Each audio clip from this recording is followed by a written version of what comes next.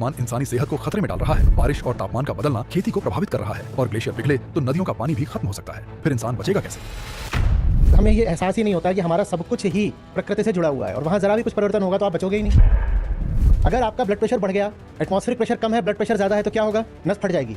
और फिर आपको ताज्जुब होगा कि जवान लोग चलते चलते गिर के मर क्यों जाते हैं। तुम जब सब कुछ बदल दोगे तो तुम्हारा ब्रेन क्या वैसे ही काम करेगा जैसे आज करता है? तुम पागल हो जाने वाले हो। ये बात नहीं समझ में आ रही है। जो मानसून सिस्टम है वो बहुत डेलिकेट है। इतना टेम्परेचर होता है तो बंगाल की खाड़ी और अरेबियन सी की ओर से फिर हवाएं ऐसे बहनी शुरू करती हैं भारत की ओर और फिर उनसे हमारे यहाँ बारिश आती है। वो पूरा सिस्टम हम डिसरप्ट कर रहे हैं। हो चुका है डिसरप्ट। तो आपको खाने को कैसे मिलेगा ये बता दो जब पैदा ही नहीं होगा तो।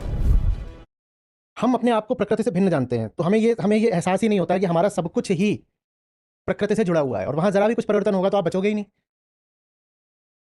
आप पता करना, ये आप लोगों के लिए आज काम दे रहा हूँ, जो जिसको आप बोलते हो ना आज तक G = 9.8 मीटर पर सेकंड स्क्वायर, क्लाइमेट चेंज इसको भी बदल देगा।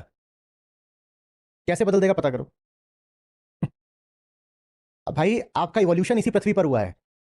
आपका दिल धड़कता है ना, तो वो एक खास रेट से धड़कता है और वो जो रेट है वो ग्रेविटी पर और ग्रेविटी के कारण एटमॉस्फेरिक प्रेशर पर डिपेंडेंट है।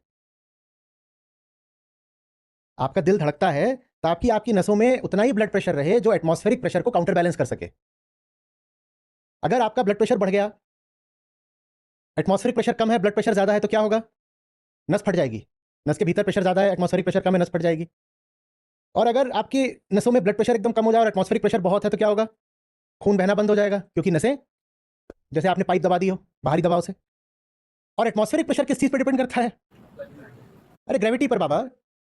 ग्रेविटी के कारण ही तो एटमॉस्फेरिक प्रेशर है। ग्रेविटी ना हो तो जितनी गैसें हैं जिसको आप वातावरण बोलते हो ये सब स्पेस में भाग जाएंगी। आपकी ग्रेविटी नहीं तो इन मॉलिक्यूल्स को खींच रखा है ना पृथ्वी की ओर। क्लाइमेट चेंज से ग्रेविटी से एटमॉस्फेरिक प्रेशर बदलेगा, एटमॉस्फेरिक प्रेशर बदल गया तो तुम्हारा दिल धड़केगा। पर हम ऐसा नाटक कर रहे हैं जैसे बस कुछ नहीं, थोड़ा टेम्परेचर ही तो बढ़ जाएगा, टेम्परेचर ही तो बढ़ जाएगा। ऐसा नहीं कि दिल धड़कना एक बार में बंद हो जाएगा। दिल को अलग तरीके से धड़कना पड़ेगा और दिल को उस तरीके से धड़कना पड़ेगा जिसके लिए दिल डिजाइन ही नहीं है। और फिर आपको ताज्जुब होगा कि जवान लोग चलते चलते गिर के मर क्यों जाते हैं। एरिथमिया होता है, दिल की एक रिदम होती है, वो रिदम डिसरप्ट हो जाएगी। आपको समझ में नहीं आएगा तो कुछ भी नहीं था, अभी तो हंस खेल रहा था, बैठा था, बैठे बैठे ऐसे हो गया। ये मैं एक्सट्रीम सिनेरियोज बता रहा हूं, पर समझो इनको। आप अपने शरीर को इतनी बाहर बाहर से देखते हो, जो सबसे डेलिकेट, सबसे टेंडर वेसल्स होती हैं शरीर में, वो कहां होती हैं? वो यहां होती हैं। और उन्हीं के कारण इंसान जानवरों से अलग है। उन्हीं के कारण हम जानवरों से अलग हैं। जानवरों के ब्रेन्स में उतनी सटिलिटी नहीं होती, उतना फाइन ब्लड वेसल्स नहीं होती, इतनी हमारी होती हैं। और उसका एक कारण ये है कि हम खड़े होकर चलते हैं। जब हम खड़े होकर के चलते हैं, दिल यहाँ ये ऊपर है तो यहाँ पर प्रेशर कम हो जाता है। जब प्रेशर कम हो जाता है तो यहाँ ज्यादा डेलिकेट डिफरेंशिएशन हो पाता है। जानवर का दिल और उसका सर एक ही तल पर होता है तो वहां पर दिल से प्रेशर ज्यादा आता है। तुम जब सब कुछ बदल दोगे तो तुम्हारा ब्रेन क्या वैसे ही काम करेगा जैसे आज करता है? सारी एटमॉस्फेरिक कंडीशंस, जलवायु बदल जाएगा तो ब्रेन क्या वैसे ही काम करेगा? तुम पागल हो जाने वाले हो। ये बात नहीं समझ में आ रही है। जानवरों से एक उदाहरण बताता हूं। ये जो बहुत सारे एम्फीबियंस होते हैं, एम्फीबियन क्या होता है? पानी जमीन दोनों पे चलता है। मगरमच्छ भी आता है, कछुओं की कुछ प्रजातियां आती हैं, मगरों की भी कुछ, घड़ियाल इनकी कुछ प्रजातियां आती हैं। ये अंडे देते हैं। अंडे कहां पर देते हैं? पानी में मिलते हैं अंडे, जमीन पे अंडे देते हैं।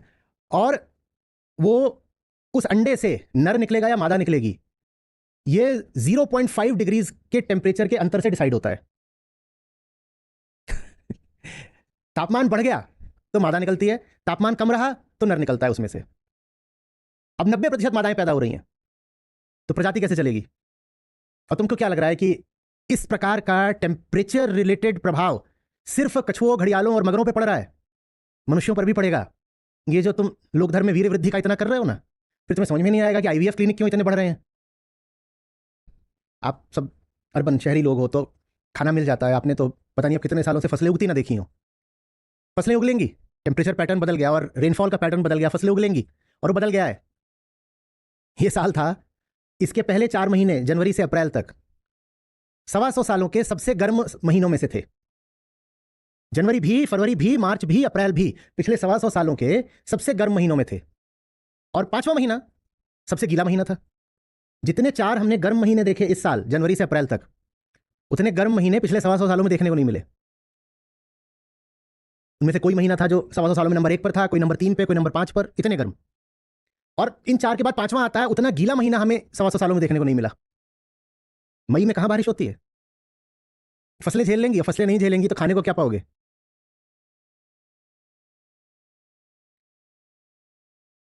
स्पेसिफिक हीट जानते हो, है ना? स्पेसिफिक हीट का मतलब ये होता है कि कितनी एनर्जी चाहिए 1 डिग्री तापमान बढ़ाने के लिए, 1 ग्राम का या किसी भी वेट की 1 यूनिट का, उसे स्पेसिफिक हीट बोलते हैं।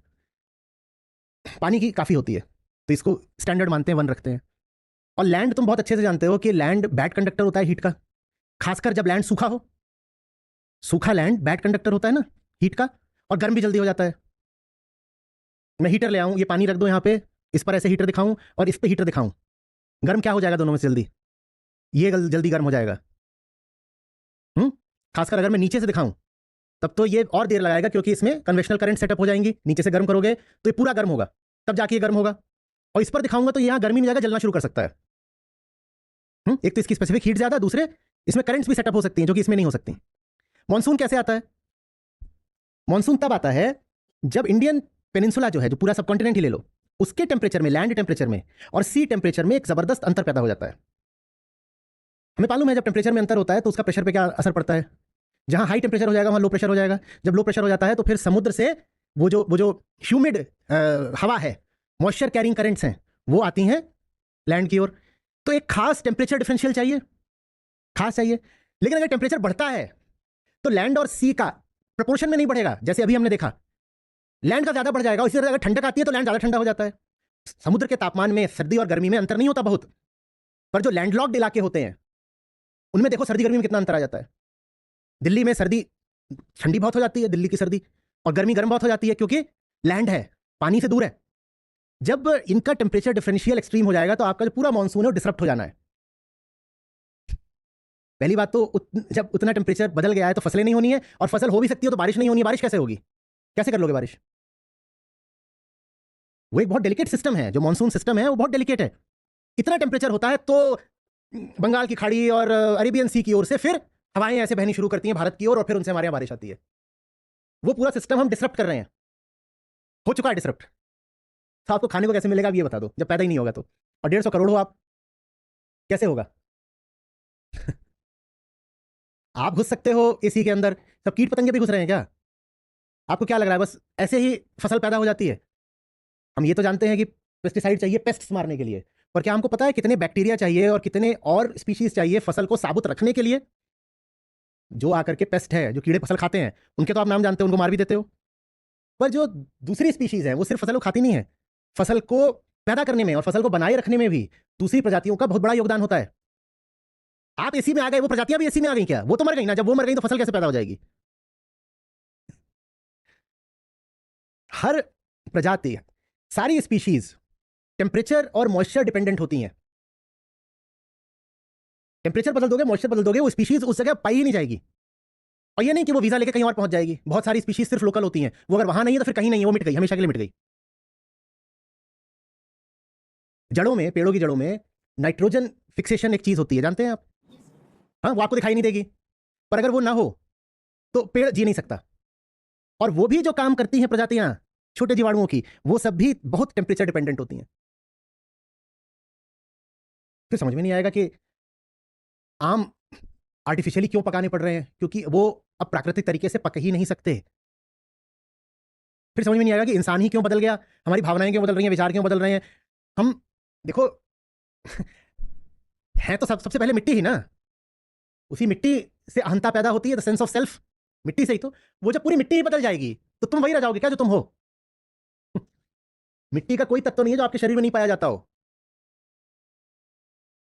वो सब जब ऊपर नीचे हो जाएंगे तो आप भी वो नहीं रह जाओगे जो आप हो, आपकी स्पीशीज ही बदल जानी है, आप कुछ और हो जाओगे। वो क्लाइमेट चेंज नहीं है, वो स्पीशीज चेंज है। सबसे पहले तो मैं पूछता हूं कि समझ में क्यों नहीं बात आती है। हम भारत में हैं, हम नदियों को पूजते हैं। अभी उधर गया था ऋषिकेश की तरफ, बाप रे बाप, 4 धाम और गंगोत्री जाने वाले, यमुनोत्री जाने वाले, बाप रे। तुम देख रहे हो ग्लेशियर है, तुम्हें पता है वहां से ही धार चली है, वो पिघल रहा है, धार चली है। प्रकृति का एक संतुलन रहा है आज तक। क्या संतुलन रहा है?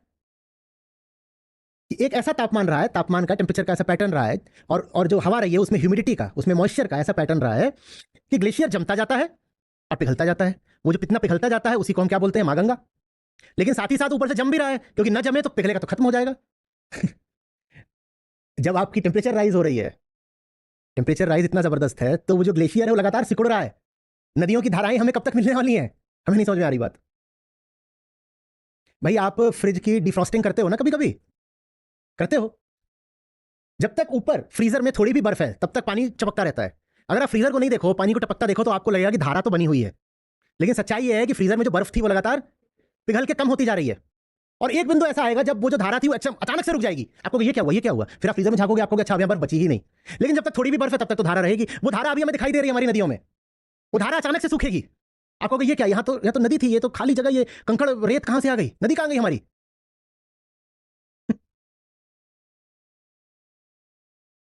और कुछ नदियां हैं जो बरसात के पानी से बहती हैं, जैसे दक्षिण भारत की नदियां, वहां बरसात नहीं होगी तो इसलिए सूख जाएगी। वो जो बर्फ से बहती हैं वो इसलिए सूख जाएंगी कि बर्फ पिघल गई। जहां बरसात नहीं, वहां बरसात नहीं है तो इसलिए रुक जाएगी नदी। तो तुम बताओ कि तुम्हें बचने क्या वाला है। लेकिन बात नहीं करनी है क्लाइमेट चेंज की। हाँ, और इतने लोग, जब इनको पीने को पानी नहीं होगा, खाने को फसल नहीं होगी, तो ये सब क्या करेंगे मालूम है ना, ये दंगे करेंगे और ये कोशिश करेंगे कहीं भी ऐसी जगह चले जाएं जहां पानी तो मिले कम से कम। बताओ ये कहां जाएंगे, भारत में खाली जगह कहां है, खाने को अन्न नहीं, पीने को पानी नहीं, ये सब कहां जाएंगे।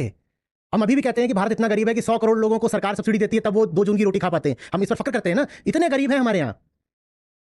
जब पानी ही नहीं और खाना ही नहीं तो जाएंगे कहां, ये भी तो बता दो। और कहीं तो जाएंगे, जहां पर बैठे हैं वहां पड़े पड़े तो नहीं मरेंगे, कहीं तो जाएंगे, कहां जाएंगे। सोचो क्या होने वाला है।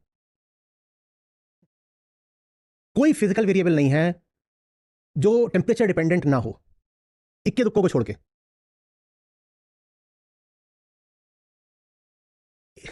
कम हमारे काम के जितने भी फिजिकल वेरिएबल्स हैं तो ज्यादातर टेम्परेचर पे डिपेंड करते हैं। ये पूरा कॉस्मोलॉजी है, यही कैसे चलती है कि दूर कोई सितारा है और उसके टेम्परेचर के आधार पर उससे जो आपके पास वेव आती है, माइक्रोवेव्स, कॉस्मिक वेव्स, आप उसके आधार पर उसका सब पता कर लेते हो,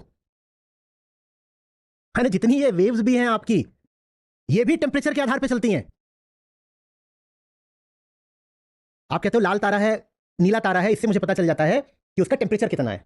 तो लाल और नीला ये तो वेव की फ्रीक्वेंसी से डिटरमिन होता है ना, कलर। तो माने उसके टेम्परेचर से डिपेंडेंट हो रहा है पूरा वेव फॉर्म। और आपकी पूरी दुनिया वेव्स पर ही चल रही है, और सारी वेव्स टेम्परेचर डिपेंड। दुनिया कैसे चला लोगे बताओ, कोई भी सिग्नल तुम्हारा बचेगा